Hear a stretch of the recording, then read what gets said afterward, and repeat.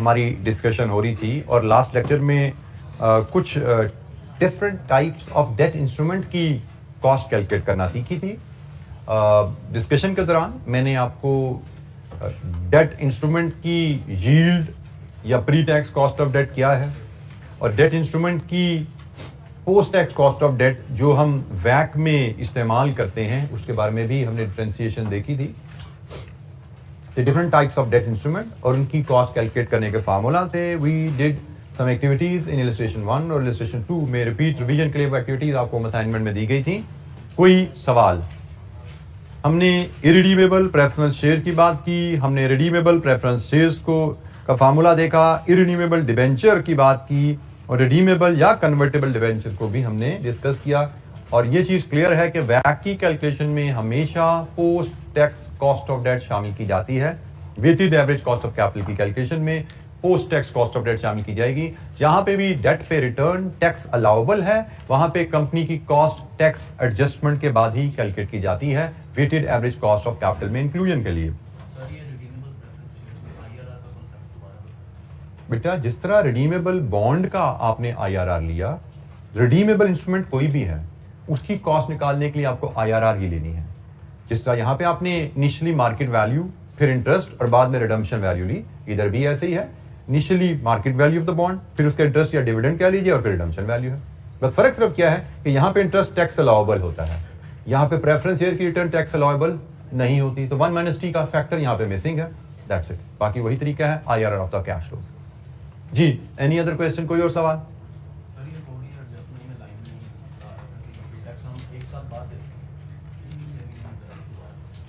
अगर आप interest tax same year पे करते हो, अगर आप टैक्स सेम ईयर पे कर रहे हो तो आपने इंटरेस्ट पे किया से 100 रुपए के लोन पे 10% के हिसाब से 10 रुपए इंटरेस्ट पे किया और 30% टैक्स रेट है तो हम कहते हैं कि टैक्स में सेविंग जो मिलती है इसकी वजह से वो 30% के हिसाब से 3 रुपए है। एज अ रिजल्ट हमारी पोस्ट टैक्स इंटरेस्ट कॉस्ट जो है वो 7 रुपए रहती है। तो अगर तो टैक्सेस सेम ईयर में है तो आप 7 रुपए सालाना लेके चल पड़ो और आप कहो जी मेरे सेम ईयर में टैक्सेस हैं तो सिर्फ 5 साल का लोन है तो 5 साल मेरी जेब से 7 रुपया नेट निकलेगा। 10 रुपए इंटरेस्ट पे किया करेंगे, 3 रुपए की हमें टैक्स में बचत मिल जाया करेगी सेम साल में, तो हमें नेट 7 रुपया जेब से निकलेगा। लेकिन अगर आपको कहा जाए आपकी टैक्सेस एरियर में जाते हैं तो जनाब इंटरेस्ट तो आप फिर 1 से लेकर 5 तक पे करोगे, लेकिन टैक्स सेविंग आपको फिर 2 से 6 में एरियर में आएगी। तो टैक्सेस अगर एरियर में है तो इन दोनों वैल्यू को अलग-अलग ट्रीट करना पड़ेगा। टैक्सेस सेम ईयर में है तो नेट करके एक बनाकर ट्रीट कर दो, सेविंग आपकी एफिशिएंसी आ जाएगी, टाइम बच जाएगा। जी, एनी अदर क्वेश्चन? कोई और सवाल? अच्छा जी, मजीद थोड़ी सी डिस्कशन को आगे लेके चलते हैं। जीरो कूपन बॉन्ड, अगर हमें हमने कंपनी की बैलेंस शीट पढ़ी अपनी और उसमें जीरो कूपन बॉन्ड हमें दिए गए हैं और हमसे कहा जाए जीरो कूपन की बॉन्ड्स की कॉस्ट ऑफ डेट कैलकुलेट कीजिए। तो ये जनाब एक बेसिक सा फार्मूला है जीरो कूपन बॉन्ड की कॉस्ट ऑफ डेट कैलकुलेट करने का। Redemption value divided with issue value raise to power 1/n minus n, ये आपको मिलती है जी रिडीमेबल बॉन्ड की यील्ड और इस यील्ड को 1 - टैक्स से मल्टीप्लाई कर दें तो post tax cost of debt बन जाती है।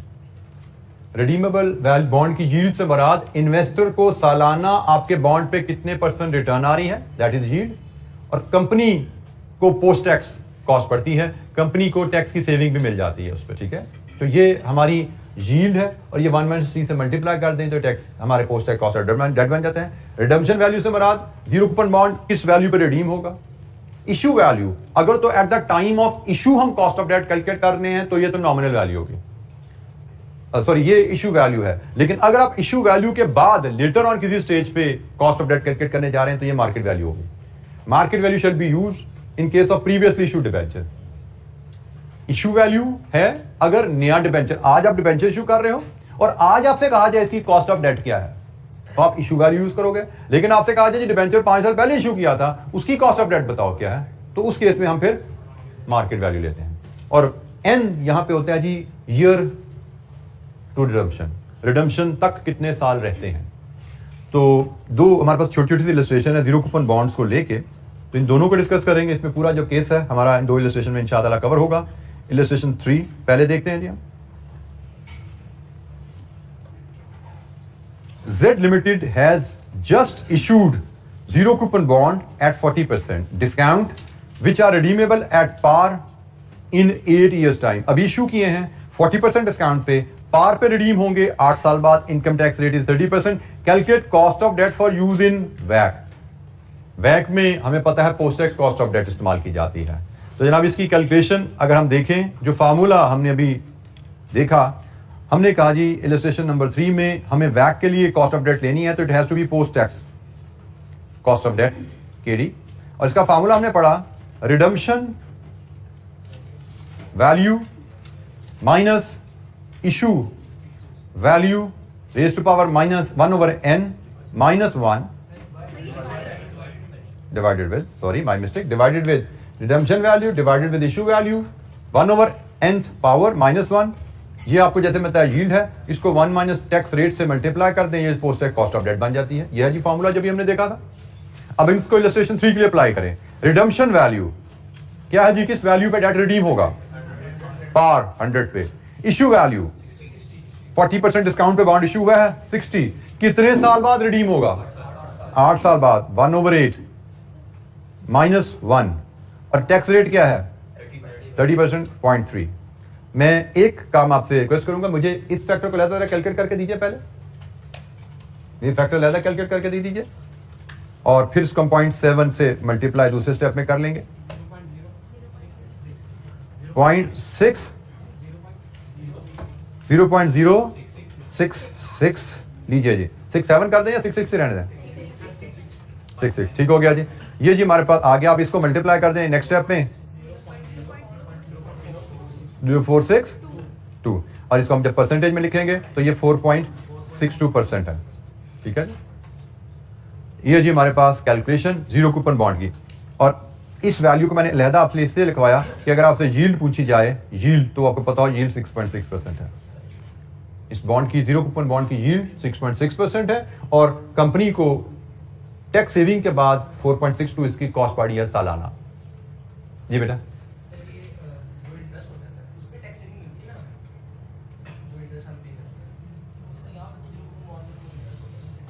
जी आपके साथी का कहना है टैक्स सेविंग तो इंटरेस्ट पे मिलती है, जीरो कूपन बॉन्ड में तो इंटरेस्ट हमने पे ही नहीं किया, तो जीरो कूपन बॉन्ड में टैक्स सेविंग कहां से आती है? याद है किसी को? पढ़ा है किसी ने नोट्स को? टैक्स सेविंग जी, तो कोई बताएगा मुझे जीरो कूपन बॉन्ड में कंपनी को टैक्स सेविंग कहां से आती है? कंपनी को टैक्स सेविंग कहां से आती है? ये मैंने आपको पढ़ाया नहीं, आपने पढ़ा नहीं। मुझे भी नोट्स को देख लेना चाहिए, शायद मुझसे क्यों गलती होगी हो। आप लोग इस तरह का रिस्पॉन्स देते हो कि मुझे लगता है कि मुझसे ही गलती ना हुई हो। जी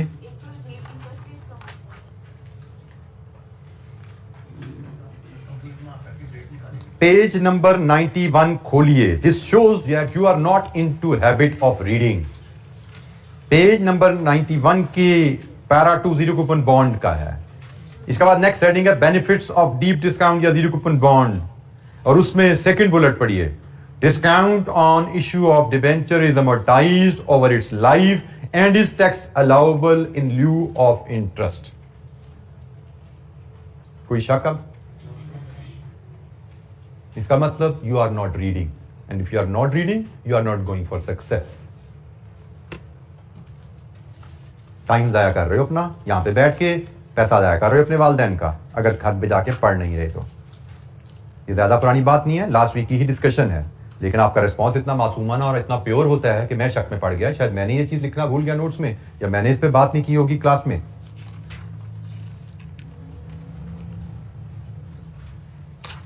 अच्छा जी, illustration number 3, post tax cost of debt. Any question, कोई सवाल? एक और इलस्ट्रेशन देखते हैं जिसके ऊपर, illustration number 4। 5 years ago, C Limited issued zero coupon bonds। अब ये पुराने बॉन्ड्स का जिक्र आ गया, हमने दोनों बॉन्ड्स को डिस्कस कर लेना। At 50% discount on par value, 100 की पार वैल्यू पे, which are currently trading at 65। Bonds are redeemable at 5% premium after 6 years। 5 साल पहले इशू हुए, 6 साल बाद रिडीम होने हैं। Income tax rate is 30%, calculate post tax cost of debt. तो वही फॉर्मूला जो भी हमने यूज किया था, उसी फॉर्मूला को हम अप्लाई करेंगे इलस्ट्रेशन 4 पे। इलस्ट्रेशन नंबर 4 पे फॉर्मूला अप्लाई करें, यही जो ऊपर लिखा नजर आ रहा है। तो post tax cost of debt क्या बनेगी? रिडम्पशन वैल्यू, किस वैल्यू पे रिडीम होना है ये डिबेंचर? 5% प्रीमियम ऑन पार, मतलब 105 पे, डिवाइडेड विद इशू वैल्यू, लेकिन पुराना बॉन्ड है, करंट मार्केट वैल्यू ली जाएगी 65। कितने साल बाद रिडीमेबल है? 6 ईयर्स बाद, -1, ये यील्ड की कैलकुलेशन होगी, into 1 minus tax rate is 30%, 0.3। जनाब बताइए क्या रेट आया? डायरेक्ट परसेंटेज में आप यहां लिख सकते हैं, फ्रैक्शन लिखने की जरूरत नहीं है, मैंने ऊपर आपको स्टेप्स में कैलकुलेशन करवा दी एक दफा। अब डायरेक्ट परसेंटेज आप लिख दीजिए, दिस इज गुड इनफ, 5.82%। ये जी हमारी post tax cost of debt. Factor लिखा, उसमें वैल्यूज फीड की और सॉल्व करके सीधी हम आगे परसेंटेज में post tax cost of debt दे दें, गुड इनफ जी।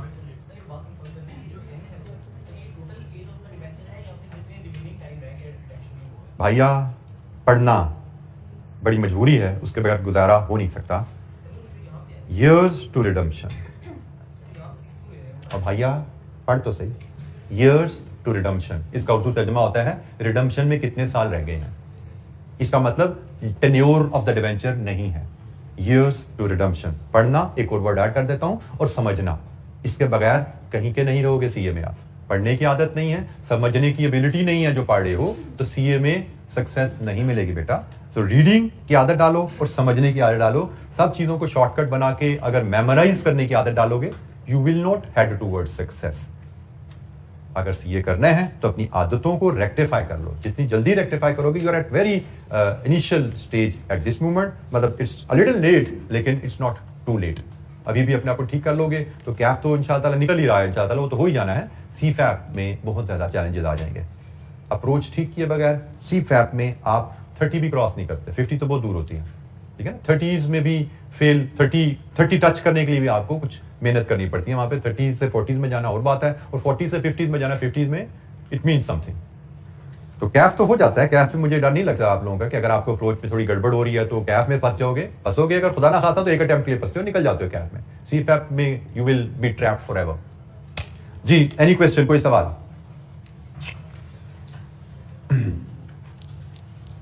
अच्छा जी, फिर हमारे पास बैंक लोन भी आ जाते हैं। बात का हमने बैलेंस शीट पढ़ी, हमें बैलेंस शीट में पता लगा हमारी कंपनी ने बैंक लोन भी लिया हुआ है। तो बैंक लोन की post tax cost of debt कैसे ली जाती है? 4 इंस्ट्रूमेंट हम पहले डिस्कस कर चुके थे लास्ट लेक्चर में, आज हमने जीरो कूपन की बात की, बैंक लोन की बात करते हैं। बैंक लोन की कहानी सबसे आसान है, आपको सिंपली चेक करना है बैंक से जी कि जी ये लोन तो हमने 10 साल पहले लिया था। सपोज आपके बैलेंस शीट में आ रहा है जी 10% का लोन। पहली बात, क्या 10% लोन, 10% का जो लोन है वो आज के लिए 10% रेट आपके लिए रेलेवेंट है? आपकी बैलेंस शीट में अगर 10% लोन आ रहा है, वो क्या बता रहा है कि भाई ये लोन 10% पे हासिल किया गया था। आप कॉस्ट ऑफ कैपिटल कैलकुलेट करते हुए किस कॉस्ट में इंटरेस्टेड हो कि आज अगर मैं पैसे हासिल करूं तो आज मुझे किस रेट पे पैसा मिलता है। इसीलिए हमने पीछे हर कैलकुलेशन में मार्केट वैल्यू को शामिल करते हुए चले ना। हमने कहा जी रिडीमेबल हैं, इरिडीमेबल हैं, मार्केट वैल्यू, आज से कहानी शुरू करो, आज क्या मार्केट वैल्यू चल रही है उसके हिसाब से कॉस्ट कैलकुलेट करो। क्योंकि अगर हम वहां पे नॉमिनल वैल्यू फीड करते हैं तो वो हिस्टोरिक कॉस्ट हमें बताता है। हमें हिस्टोरिक नहीं चाहिए, हमें चाहिए आज हमारा इन्वेस्टर हमारे इंस्ट्रूमेंट पे कितनी रिटर्न मांगता है, इसलिए हम आज की मार्केट वैल्यू लेकर चल रहे हैं। सिमिलरली बैंक लोन तो बैंक लोन है, इसकी मार्केट वैल्यू तो होती नहीं है, तो इसलिए हम इसको मार्केट वैल्यू से एडजस्ट नहीं कर सकते करंट कॉस्ट के लिए। रिडीमेबल या इरिडीमेबल मार्केटेबल इंस्ट्रूमेंट को मार्केट वैल्यू इस्तेमाल करके हम पास्ट कॉस्ट को करंट कॉस्ट में कन्वर्ट कर लेते थे। आप देखते थे उसका कूपन रेट 10% होता था, मार्केट वैल्यू से एडजस्ट करते थे उसका रेट कुछ और बन जाता था, हम उसको लेकर चल रहे थे। क्योंकि 10% कूपन रेट वो हिस्ट्री है, वो पास्ट है, हमें पास्ट नहीं चाहिए, हमें आज का रेट चाहिए। आज का रेट कैसे निकलेगा? मार्केट में इंटरेस्ट रेट बदल चुके हैं, उसका इफेक्ट मार्केट वैल्यू में जा चुका है, तो हमने इसलिए मार्केट वैल्यू को यूज किया ताकि आजकल जो मार्केट में इंटरेस्ट रेट चल रहे हैं उसके हिसाब से हमें अपनी कंपनी की कॉस्ट पता लगे। अब बैंक लोन में ये चैलेंज है, बैंक लोन की तो मार्केट वैल्यू होती नहीं, ये तो कोई मार्केटेबल इंस्ट्रूमेंट नहीं है। तो इसका तरीका बड़ा आसान है, आप बैंक से फोन करके पूछ लेते जी आज अगर मैं आपसे 5 साल का लोन लूं तो किस रेट पे दोगे? बैंक जो रेट दे 1 - T कर दो उसको, क्योंकि टैक्स सेविंग मिलेगी ना आपको। तो ये सबसे आसान है कि बैंक जो रेट आपको बताए कि भाई हम आपको 5 साल का लोन पहले तो दिया था जिस रेट पे भी, उसको छोड़ दो, आज हम आपको 10% पे देंगे। तो जो रेट बैंक बताए उसको 1 माइनस टी आपको करने हैं, रेट ऑफर्ड। हाँ, बाज़ का ऐसा होता है, हम क्वेश्चन में ऐसे देखेंगे, हमें बैंक लोन बताया जाएगा कि जी हमने 12% पे लोन लिया था 5 साल पहले, क्वेश्चन साइलेंट। अब post tax cost of debt लेनी है, तो 12% पे लोन लिया था 5 साल पहले, हमें तो इंटरेस्ट है आज किस रेट पे मिलेगा, उसके बारे में क्वेश्चन अक्सर साइलेंट होता है एग्जाम में। तो फिर हम अज्यूम कर लेते हैं कि भी आज भी 12 पे मिल जाएगा, फिर क्योंकि हमें बैंक का लोन तो, बैंक लोन का रेट तो चाहिए ना, और वो आज का रेट चाहिए, करंट रेट चाहिए। करंट रेट नहीं दिया हुआ उसने, पुराना रेट दिया हुआ है, तो हमारे पास कोई चारा नहीं है स्वाइस के कि हम अज्यूम कर लें कि आज का रेट भी पुराने रेट के बराबर होगा। ठीक है, तो ये जनाब post tax cost of debt की एक छोटी सी कैलकुलेशन है। It is very simple, simply आपने रेट लेना है, क्या रेट है उसको 1 माइनस टैक्स रेट कर देना है, तो आपकी post tax cost of debt आ जाती है। अच्छा, एक छोटी सी एक्टिविटी हम लोन के लेके ही करते हैं, ये इस आल तो बैंक लोन के बाद आ रही है, यानी कि बैंक लोन की डिस्कशन है, क्योंकि बैंक लोन में तो है ही कुछ नहीं, सिंपली जो रेट है आपको या बैंक बताएगा या आप अपनी बैलेंस शीट से देखोगे, उसको 1 माइनस टैक्स करना है, उसमें तो कोई साइंस ही नहीं है। हम एक छोटी सी इलस्ट्रेशन और देखते हैं कॉस्ट ऑफ डेट की कैलकुलेशन के लिए। इसमें भी टर्म्स की कुछ रिवीजन ही है, मेरा ख्याल है हम सारी टर्म्स पे बात कर चुके हैं। MNO company has issued 200 million of 8% irredeemable loan stock. 8% coupon rate है, 200 मिलियन के टोटल लोन आपने रेज किया है।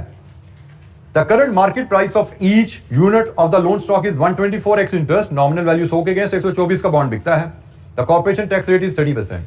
Calculate the yield on the loan stock, the after tax cost of debt, the total market value of the debt issue. 3 values हमें determine करने को कहा गया है। यील्ड क्या होती है जी? पहली बात इररिडीमेबल डेट है ना, तो yield is simply I over market value, I over market value, this is yield. Post tax dot cost of debt क्या होगा इस केस में? I into 1 minus T over market value, simple tax saving का effect आना है। और market value of date, इसको हम देखते हैं बाद में, पहले बाकी 2 चीजों को तो हल करें हम। Illustration number 5,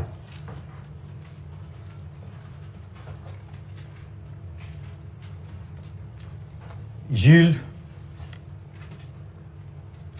I over market value, it has to be x interest, ख्याल रखना है ये। नॉर्मली में x इंटरेस्ट वैल्यूज ही दी जाती हैं, लेकिन कभी भी एग्जामिनर आपको ट्रिक कर सकता है। तो I means annual interest payment on 1 bond, 100 रुपए का एक बॉन्ड है, उस पर सालाना 8% इंटरेस्ट, ये है जी आपका I। Market value, current value x interest में दी गई है वो 124 है। तो जनाब परसेंटेज यहाँ पे 100 फार्मूला में लिखा नजर नहीं आता, बट इट अंडरस्टूड, 100% में हम इसको रिपोर्ट करते हैं। तो यील्ड क्या है? 6.45, ये यील्ड है जी। इसके बाद post tax cost of debt, जब आप यील्ड निकाल चुके हो तो post tax cost of debt बड़ी आसान है। अब सिंपली इसको 1 माइनस टी कर दो। What is the tax rate? आप इसको सिंपली यील्ड को 1 माइनस टी कर दो, क्योंकि बेसिकली होता क्या है, यील्ड के लिए आपने यहाँ पे 1 माइनस टी लगाना है ना, यील्ड के लिए 1 माइनस टी ही डालना है ना, आप सॉरी कॉस्ट के लिए 1 माइनस टी ही डालना है। तो यील्ड इंटू 1 माइनस टी, यही post tax cost of debt. तो अगर हमें post tax cost of debt direct लेनी होती, हम फार्मूला ये यूज करते हैं। अब यील्ड चूंकि ऑलरेडी निकाल चुके हैं, तो post tax cost of debt कितनी है? 4.552, 2 डेसिमल की एनफ, 4.52। जी एनी क्वेश्चन? ये कैलकुलेशन आपकी 8 rupees into 1 minus tax over 124 into 100, आप ऐसे प्रेजेंट करो या ऐसे प्रेजेंट करो, इस केस में एक ही बात है। 8 ओवर 124 आपने ऑलरेडी कर लिया हुआ था, तो आपने सिंपली 8 ओवर 124 को यहाँ पे 1 माइनस टी से मल्टीप्लाई कर दिया, आपका जवाब आ सकता है। कोई सवाल? Market value of the debt issue, आपने जो डेट इशू किया है उसकी मार्केट वैल्यू क्या है, तो उसका तरीका हमने बड़ा आसानी से सीखा हुआ है कि हम देखते हैं हमने टोटल कितने डिबेंचर सर्टिफिकेट इशू किए हुए हैं। 200 मिलियन रुपीस का डेट इशू किया है, जिसकी नॉमिनल वैल्यू 100 के हिसाब से डिवाइड करेंगे तो number of debenture certificate issued आ गए, और एक सर्टिफिकेट की वैल्यू 124 है, तो टोटल बॉन्ड्स की वैल्यू कितनी हुई?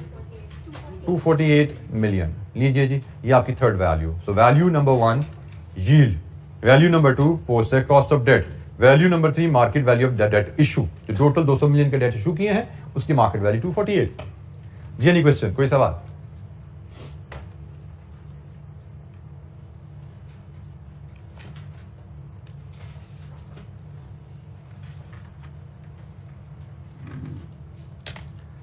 अच्छा, इसके नोट्स में एक छोटी सी मुझे लगता है टाइपो मुझसे यहाँ पे हुई है, इस पेज पे, पेज 103 की बॉटम पे। एट विच, ये जो वर्ड है ना एट विच, बैंक नहीं कंपनी है, इसको ठीक कर लीजिए।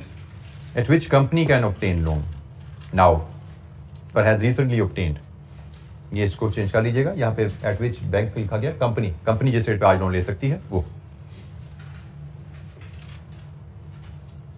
अच्छा जी, कॉस्ट ऑफ डेट पे हमारी डिस्कशन कंप्लीट, हमने कुछ इलस्ट्रेशन भी देख ली हैं। अब कॉस्ट ऑफ इक्विटी की बात करेंगे, क्योंकि हमने जो डिस्कशन स्टार्ट की थी वैक की कैलकुलेशन के लिए, हमने कहा जी हम कंपनी के सोर्स ऑफ फाइनेंस आइडेंटिफाई करेंगे। उन सोर्सेज में डेट सोर्सेज भी हो सकते हैं, इक्विटी सोर्सेज भी यकीनन होंगे। तो different types of debt sources की कॉस्ट कैसे कैलकुलेट की जाती है, वो एक्टिविटी हमारी होगी। अब इक्विटी तो इक्विटी है, वो एक ही सोर्स है, उसकी कॉस्ट कैसे कैलकुलेट करनी है उस पर हम बात करेंगे। और फिर हम एंड में जब हम कॉस्ट ऑफ डेट कैलकुलेट करना सीख चुके, कॉस्ट ऑफ इक्विटी कैलकुलेट करना सीख चुके, तो फिर हम वैक कैलकुलेट करना उस पर बात करेंगे, उसकी एक्टिविटी करेंगे। और वैक की एक्टिविटी जब हम कर रहे होंगे वहां पे cost of debt, cost of equity की कैलकुलेशन बार बार हमारे साथ रिवाइज होगी इंशाअल्लाह। अच्छा जी, कॉस्ट ऑफ इक्विटी को कैलकुलेट करने के लिए कई तरीके हैं। कॉस्ट ऑफ इक्विटी से मराद कंपनी ने जो इक्विटी फाइनेंस रेज किया है उस पे, उस फंड्स को यूज करने पे सालाना उसको क्या कॉस्ट पे करनी है इक्विटी इन्वेस्टर को। There are many methods to determine cost of equity, हमारे सिलेबस में भी उनमें से दो तरीके शामिल हैं। पहला तरीका है calculating cost of equity using dividend valuation model, abbreviated as DVM. Dividend valuation model की मदद से कॉस्ट ऑफ इक्विटी कैलकुलेट करना। डिविडेंड वैल्यूएशन मॉडल की मदद से कॉस्ट ऑफ इक्विटी कैलकुलेट करने के लिए पहले हमें डिविडेंड वैल्यूएशन मॉडल को थोड़ा सा समझना पड़ेगा, उसके बाद हम कॉस्ट ऑफ इक्विटी की मदद से कैसे निकालते हैं उस पर बात करेंगे। डिविडेंड मॉडल क्या कहता है, डिविडेंड वैल्यूएशन मॉडल क्या कहता है? बेसिकली जैसे इसके नाम से ही जाहिर है, ये एक वैल्यूएशन का मॉडल है। किसकी वैल्यूएशन का मॉडल है? ये शेयर की वैल्यूएशन का मॉडल है। और ये शेयर की वैल्यू किस प्रिंसिपल पे कैलकुलेट करता है? Dividend valuation model. ये मॉडल कहता है कि आपने अगर किसी कंपनी की शेयर की वैल्यू एस्टिमेट करनी है तो वो वैल्यू आप उस कंपनी के डिविडेंड्स की मदद से एस्टिमेट कर सकते हैं। कंपनी के डिविडेंड्स की मदद से कंपनी की शेयर की वैल्यू एस्टिमेट कर सकते हैं। This is the basic principle of DVM. Company के डिविडेंड्स से कंपनी के शेयर के वैल्यू एस्टिमेट कर सकते हैं। किस तरह? आप कंपनी के फ्यूचर इनकम स्ट्रीम मतलब डिविडेंड को डिस्काउंट कीजिए investors required rate of return पे, equity investors required rate of return पे, जो कि KE है। अच्छा, यहां पे एक जरा ख्याल रखिएगा, debt investors required rate of return yield होती है। डेट इन्वेस्टर का रिक्वायर्ड रिटर्न यील्ड है, कंपनी की कॉस्ट ऑफ डेट फर्क होती है टैक्स सेविंग की वजह से। लेकिन इक्विटी इन्वेस्टर की रिक्वायर्ड रिटर्न कंपनी की कॉस्ट ऑफ इक्विटी है, क्योंकि वहां पे कोई टैक्स सेविंग नहीं है। ठीक हो गया? तो डेट इन्वेस्टर को जो रिटर्न जाती है, कंपनी को उस पर टैक्स सेविंग मिलने की वजह से कंपनी को कॉस्ट पोस्ट टैक्स कमी हो जाती है। लेकिन इक्विटी इन्वेस्टर को जो रिटर्न जाती है उस पर कंपनी को कोई टैक्स सेविंग नहीं मिलती। तो इक्विटी इन्वेस्टर का जो रिटर्न है वही कंपनी की कॉस्ट ऑफ इक्विटी है। तो यहां पे उसने कहा डीवीएम क्या कहता है कि आप future expected income stream which is represented by dividend, future expected income stream which is represented by dividend, उसको डिस्काउंट कर लो investor required rate of return पे, तो शेयर की प्राइस मिल जाएगी। आप शेयर की प्राइस एस्टिमेट करने का तरीका क्या है? फ्यूचर एक्सपेक्टेड इनकम स्ट्रीम जो कि डिविडेंड कहलाती है, शेयर होल्डर को डिविडेंड को डिस्काउंट कर लो KE पे, आपको शेयर प्राइस मिल जाएगी। ये बेसिक फार्मूला है। डिविडेंड को डिस्काउंट कर लो KE पे, इक्विटी इन्वेस्टर रिक्वायर्ड रिटर्न पे, तो आपको शेयर प्राइस मिलती है। लेकिन इसमें कुछ दो अजम्पशन है। इस मॉडल में दो बेसिक अजम्पशन है। Assumption number 1, company dividend perpetuity में पे करती है। डीवीएम की अजम्पशन कि अगर आप किसी कंपनी के डिविडेंड की मदद से उसकी शेयर वैल्यू एस्टिमेट करना चाहते हो तो आप इसी सूरत में शेयर प्राइस एस्टिमेट कर सकते हो अगर कंपनी डिविडेंड परपेचुइटी में पे करती है, फॉरएवर पे करेगी सालाना। और दूसरी condition, dividend will be either constant और growing at a constant rate. यही दो केसेस अगर होंगे तो ही आप डीवीएम की मदद से शेयर प्राइस कैलकुलेट करते हो। अगर यही दो केसेस हैं तो ही आप डीवीएम की मदद से शेयर प्राइस कैलकुलेट करते हो। अगर कंपनी डिविडेंड सिर्फ 5 साल पे करके बंद कर देगी डिविडेंड पे करना, तो ये मॉडल नहीं लगेगा। अगर कंपनी का डिविडेंड कभी 2% से बढ़ता है, कभी 6% से बढ़ता है, कभी 3% से नीचे आ जाता है, तो ये मॉडल नहीं लगेगा। ये मॉडल लगने के लिए सिर्फ दो ही ऑप्शन है कि कंपनी डिविडेंड पे करेगी हर साल कांस्टेंट, या कंपनी डिविडेंड पे करेगी हर साल सालाना 5% से बढ़ा के। कांस्टेंट रेट पे ग्रो करता हुआ। ठीक है जी। तो ये दो सूरतें हैं जिनमें अगर कंपनी डिविडेंड पे कर रही है तो आप डीवीएम की मदद से शेयर प्राइस एस्टिमेट कर सकते हैं। वो शेयर प्राइस एस्टिमेशन कैसे है? बड़ा बेसिक सा एक फार्मूला है।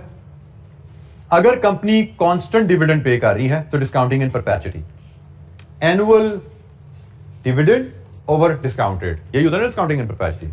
मतलब मुझे याद है किसी बच्चे ने मुझे पहले भी चेक किया था, भाई ऐसे भी लिख देता हूं मैं इसको।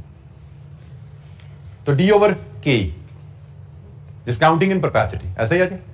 कांस्टेंट डिविडेंड है परपेचुइटी में, अगर तो कांस्टेंट डिविडेंड को डिस्काउंट करना है, तरीका क्या है?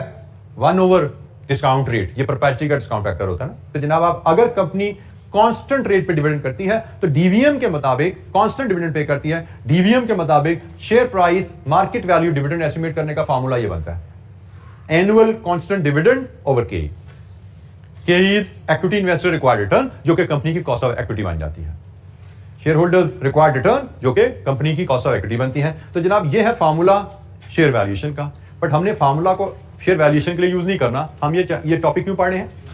कॉस्ट ऑफ इक्विटी निकालने के लिए। तो हमने इस फार्मूला को इस शेप में यूज करना सीखना ही नहीं है। हमने तो कहना है भाई ये फार्मूला डीवीएम का है, तो कॉस्ट ऑफ इक्विटी के लिए इसको मॉडिफाई ऐसे रीअरेंज कर लिया जाता है। सिंपल रीअरेंजमेंट है। हमने याद इसको नहीं रखना, हमने याद इसको रखना है। लेकिन याद रखने के लिए सिर्फ डटा नहीं लगाना था, थोड़ी सी लॉजिक देनी थी, तो इसलिए हमने पहले आपके सामने ये रखा फार्मूला। अब उस लॉजिक के बाद हमने याद इसको रखना है। बट हमें पता होना चाहिए कैसे ड्राइव हो रहा है, किस असूल के तहत हो रहा है, क्योंकि यू नेवर नो। क्योंकि ये फार्मूला तो मेरा आपके स्कोप में है ना, इस पर कोई एमसीक्यू आ सकता है आपका कि जी डीवीएम का प्रिंसिपल क्या है, डीवीएम के तहत मार्केट वैल्यू किस तरह कैलकुलेट की जा सकती है, 3-4 फार्मूला दे देगा, यू शुड नो।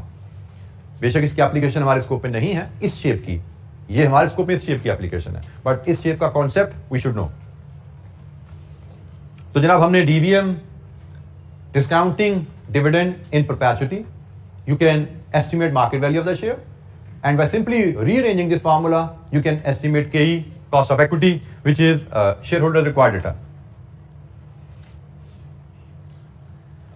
यहां पे भी कॉन्सेप्ट आपने ध्यान में रखना है, मैं आपको एलैबोरेट कर चुका हूं, कम इंटरेस्ट एक्स इंटरेस्ट। जब आप शेयर्स प्राइस की बात करते हैं तो यहां पे कम डिविडेंड और एक्स डिविडेंड की बात होती है। वही कॉन्सेप्ट है जो वहां पे था कि साल खत्म हो गया है, डिविडेंड अनाउंस हो चुका है, तो उस वक्त शेयर की प्राइस कम डिविडेंड होती है, क्योंकि जो भी उस वक्त शेयर खरीदेगा उसके पास शेयर के साथ साथ डिविडेंड वसूल करने का राइट भी आएगा। लेकिन जिस दिन डिविडेंड पे हो जाता है उसके बाद शेयर की प्राइस गिर जाती है, और इसको हम एक्स डिविडेंड शेयर प्राइस कहते हैं, क्योंकि शेयर डिविडेंड की पेमेंट के बाद जब आप शेयर खरीद रहे हो तो अब आपको डिविडेंड पिछले साल का रिसीव करने का राइट नहीं है। अब साल खत्म होगा तो अगले साल का डिविडेंड जो कंपनी कमाएगी ना उसमें से आपको मिलेगा। तो लेकिन हम कहते हैं कि आज शेयर खरीदते साथ ही मुझे डिविडेंड जो मादी में कमाया है वो रिसीव करने का राइट भी मिल रहा है, तो हम कहते हैं जी कम डिविडेंड प्राइस मार्केट वैल्यू है। और अगर डिविडेंड पेमेंट के बाद की प्राइस लें तो वो थोड़ी नीचे आ चुकी होती है, उसको एक्स डिविडेंड मार्केट वैल्यू कहा जाता है। तो ये फार्मूला में हमेशा x dividend market value use की जाती है, क्योंकि इस फार्मूला से जो वैल्यू कैलकुलेट कर रहे हो ना वो भी आप एक्स डिविडेंड ही, आप इस फार्मूला से जो वैल्यू कैलकुलेट करते हो वो भी एक्टिव है। अकॉर्डिंगली इस फार्मूला में एक्टिव वैल्यू यूज करते हो, और एक्टिव वैल्यू अगर आपको गिवन ना हो क्वेश्चन में तो बड़ी आसानी से आप निकाल लेते हो। अगर मार्केट वैल्यू डिविडेंड पेमेंट से पहले की दी गई है और प्रपोज डिविडेंड आपको बता दिया गया है, तो आप बड़ी आसानी से कम डिव मार्केट वैल्यू में से प्रपोज डिविडेंड की वैल्यू निकाल सकते हो। फॉर एग्जाम्पल आपको कहा जाता है मार्केट में शेयर 25 रुपए का ट्रेड हो रहा है और कंपनी ने 5 रुपए का डिविडेंड अनाउंस किया है जिसकी ड्यू डेट 2 दिन बाद है, तो आपको पता लग गया फौरन कि डिविडेंड अनाउंस हो चुका है, डिविडेंड 2 दिन बाद पे होना है, तो ये प्राइस तो यकीनन कम डिव है। हमें फार्मूले के लिए एक्टिव वैल्यू चाहिए, मतलब डिविडेंड पेमेंट के बाद शेयर प्राइस क्या होगी हमें ये चाहिए। तरीका बड़ा आसान सा है कि भाई कम डिव आज की प्राइस में से जो डिविडेंड पे होना है वो निकाल दो, तो हमें पता लग गया कि डिविडेंड पेमेंट के बाद शेयर अंदाजन 20 रुपए पे आ जाएगा, क्योंकि अभी जो कंपनी का शेयर बाय कर रहा है उसको ये 5 रुपए मिल जाने ना 2 दिन बाद, तो वो 5 रुपए की कीमत में ऐड करके पे कर रहा है। ठीक है जी, 20 रुपए शायद शेयर के हैं, 5 रुपए डिविडेंड आने वो भी डाल लो, 25 रुपए ले लो मुझसे, तो 25 रुपए पे करके जो शेयर खरीदेगा 2 दिन बाद उसको 5 रुपए वापस मिल जाएंगे। तो बेसिकली उसको शेयर कितने का पड़ा? 20 का।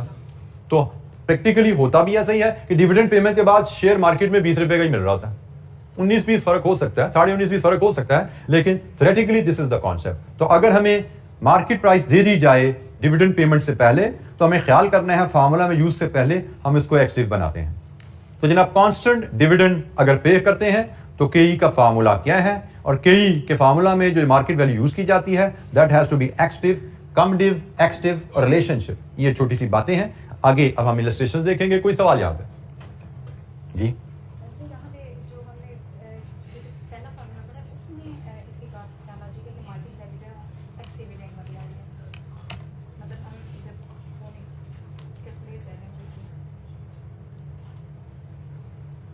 डिस्काउंटिंग इन परपेचुटी, आपको याद हो अगर ये डिस्काउंटिंग नॉर्मल परपेचुटी की है या डिलेड परपेचुटी की है या एडवांस परपेचुटी की है?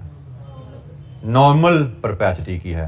तो नॉर्मल परपेचुटी में आपके कैश फ्लोज कहां से शुरू होते हैं? आज से शुरू होते हैं, साल बाद शुरू होते हैं, 2 साल बाद शुरू होते हैं? साल बाद। तो जनाब आपका डिविडेंड के टाइमिंग क्या है? साल बाद। तो एक्सटिव प्राइस तो तब होती है जब डिविडेंड आज या कल ड्यू है। तो कम डिव प्राइस तो तब है जब डिविडेंड आपका आज कल में ड्यू है। तो यहां पे आपका डिविडेंड पहला कब आ रहा है आपकी कैलकुलेशन में? 1 साल बाद का। तो price can't be come div. अगर आपकी ये टाइमिंग ये 0 से परपेचुटी आप डिस्काउंट कर रहे होते हैं ना, देन प्राइस कम डिव आती। एक डिविडेंड आज पे होने वाला है और एक अगला डिविडेंड साल बाद आएगा, तो फिर आपकी प्राइस कम डिव होती। लेकिन हमने तो नॉर्मल परपेचुटी की है। नॉर्मल परपेचुटी में तो पहला डिविडेंड साल बाद आना है, तो पहला डिविडेंड साल बाद आना है। हमने तो आज के डिविडेंड को इस कैलकुलेशन में शामिल नहीं किया, कोई डिविडेंड आने वाला ही नहीं है, क्योंकि पहला डिविडेंड साल बाद है, मतलब पिछला डिविडेंड पे हो चुका हुआ है। तो प्राइस यकीनन एक्सटिव ही है।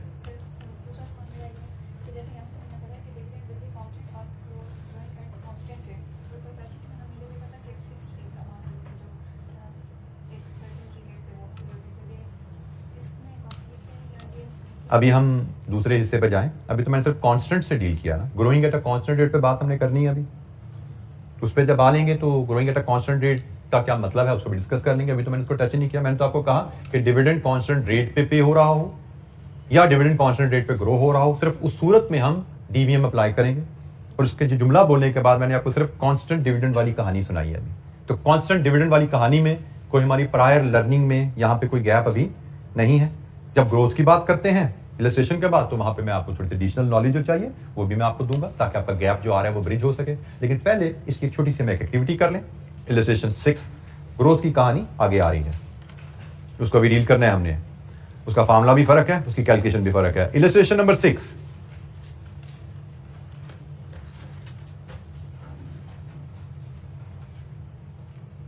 ABC company has paid a dividend of 3.5 rupees for many years. The company expects to continue paying dividend at this level in future. The company's current share price is 20. Calculate the cost of equity. Company कई सालों से 3.50 रुपए dividend pay करती आ रही है और company का ख्याल है कि कंपनी फ्यूचर में भी यही डिविडेंड पे करती रहेगी। करंट शेयर प्राइस 20 रुपए है। Calculate the cost of equity. तो हमने कहा जी ये कांस्टेंट डिविडेंड का केस है। कांस्टेंट डिविडेंड के केस में कॉस्ट ऑफ इक्विटी कैलकुलेट करने का तरीका क्या है? इलस्ट्रेशन नंबर 6, कांस्टेंट डिविडेंड के केस में K is equal to D over market value which has to be ex div. तो D is the annual constant dividend which company has been paying and which company intends to पे in future 3.5 and divide करना है हमने market value एक्सटिव से। तो current market price तो हमें given है और company has paid a dividend for many years. Recently उसने डिविडेंड पे किया या नहीं किया, इस पे क्वेश्चन साइलेंट है। रिसेंटली उसने डिविडेंड पे किया या नहीं पे किया, इस पे क्वेश्चन साइलेंट है। दोनों तरह से इंफॉर्मेशन नहीं अवेलेबल। तो हम इस केस में अज्यूम करेंगे ये एक्सटिव प्राइस ही है। जब क्वेश्चन साइलेंट होगा हम अज्यूम करेंगे कि शायद रिसेंट डिविडेंड भी पे हो चुका होगा। पिछले कई सालों से डिविडेंड पे करते आ रही है, तो हम अज्यूम करेंगे रिसेंट डिविडेंड भी पे हो चुका होगा। क्या बनी कॉस्ट? 17.5%। ये है जी के कांस्टेंट डिविडेंड अगर कंपनी पे करती है तो कॉस्ट ऑफ इक्विटी कैलकुलेट करने का फार्मूला, और यह है जिसकी cost of equity. It's a very simple formula, कोई कॉम्प्लिकेशन इसमें नहीं है। डिस्काउंटिंग इन परपेचुटी के कॉन्सेप्ट पे डीवीएम का फार्मूला बना हुआ था, उसी फार्मूले को जरा सा रीअरेंज किया तो कॉस्ट ऑफ इक्विटी का फार्मूला बन गया।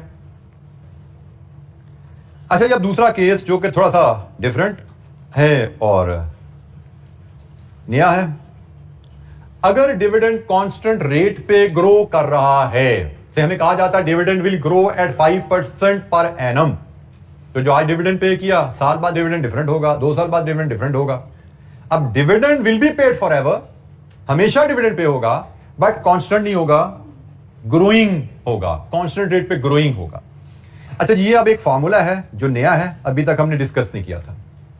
ये भी परपेचुअल कैश फ्लो की डिस्काउंटिंग का फॉर्मूला है, ये भी परपेचुअल कैश फ्लोज की डिस्काउंटिंग का फॉर्मूला है, लेकिन ऐसे cash flows which are growing at a constant rate.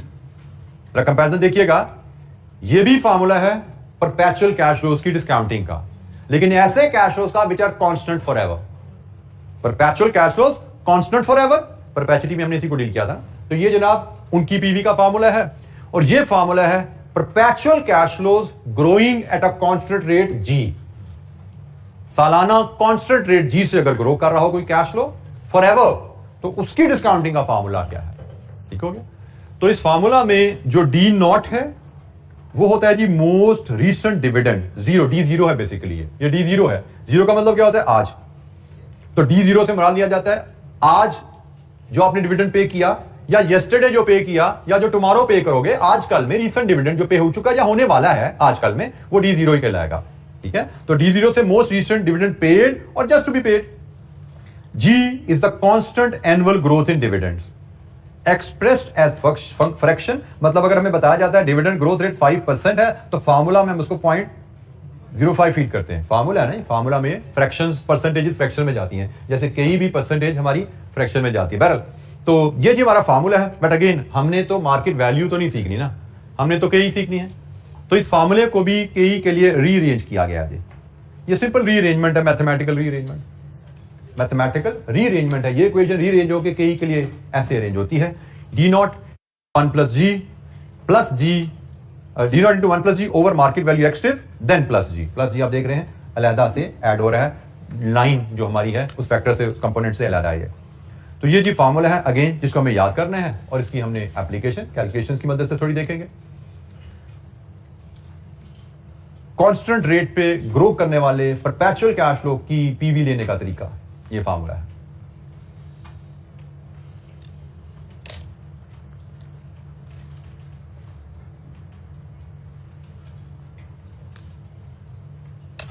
अच्छा, छोटी छोटी सी हमारे पास 2-3 कैलकुलेशन है इसी फार्मूला को लेके, इनको हम देखते हैं। 2 लाइनर कैलकुलेशन है, 2 लाइनर इलस्ट्रेशन है। Illustration 7, G company has just paid a dividend of 1.7. Shareholders expect dividend to grow at a 9% per annum. G company's current share price is 22.5. Calculate cost of equity of G company. अच्छा जी, सबसे पहले हमने यहाँ पे cost of equity के लिए देखा, dividend की इंफॉर्मेशन है, डीवीएम से कॉस्ट ऑफ इक्विटी आनी है। क्या डिविडेंड कांस्टेंट है या ग्रोइंग है? ग्रोइंग है, तो कॉस्ट ऑफ इक्विटी का जो फॉर्मूला लेंगे वो ग्रोइंग डिविडेंड वाला लेंगे। तो इलस्ट्रेशन 7 के लिए सबसे पहले मैं अगर फॉर्मूला ग्रोइंग डिविडेंड का ले आऊं आपके सामने, तो KE is equal to D not into 1 plus G over market value which has to be ex div plus G, ये फॉर्मूला है जी। अब हम इलस्ट्रेशन 7 का डाटा इसमें फीड करते हैं। KE is equal D not most recently paid dividend 1.7 rupees 1.7, growth future में dividend किस रेट से ग्रो करेगा? 9%, 0.09 बन जाएगा जी, ऐसा ही है। ओवर मार्केट वैल्यू एक्टिव, हमें जो मार्केट वैल्यू दी गई है, इज इट एक्टिव और कमडिव? इट इज एक्टिव क्योंकि dividend has just been paid, तो ये एक्टिव है 22.5 प्लस ग्रोथ 0.09। लीजिए जी, सॉल्व कर लीजिए, फ्रैक्शन में आपका आंसर आएगा, उसको परसेंटेज में लिख लीजिएगा। लीजिए जी, ये आपकी KE है इलस्ट्रेशन 7 में। You have to simply remember the formula, और इंडिविजुअल कंपोनेंट्स की इंटरप्रिटेशन आपको आनी चाहिए। D0 क्या होता है, यहां पे मार्केट वैल्यू एक्टिव से क्या मुराद है, और G क्या है।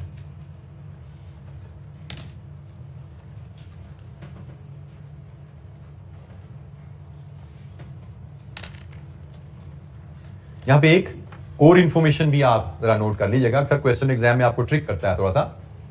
D0 जो आपने रिसेंटली डिविडेंड पे किया या करने वाले हैं, और इसको जब 1 प्लस जी से मल्टीप्लाई करते हैं, जी क्या है? सालाना ग्रोथ। तो D0 को जब 1 प्लस जी से मल्टीप्लाई करते हो तो क्या मिला? अगले साल का डिविडेंड। बिल्कुल ठीक कहा आपने, अगले साल का डिविडेंड पे होगा। तो हम इसको एक और भी पॉइंट अगर याद रख लें कि ये फार्मूला ऐसे भी देखा जा सकता है, KE is equal to D1 साल बाद का dividend over market value ex div plus G. इस फॉर्मूले को ऐसे भी समझा जा सकता है, क्योंकि D not into D zero into one plus G is equal to D one. आज के डिविडेंड में एक साल की ग्रोथ डालोगे तो क्या मिलेगा, साल बाद का डिविडेंड। तो हम इस फॉर्मूले को ऐसा भी देख सकते हैं।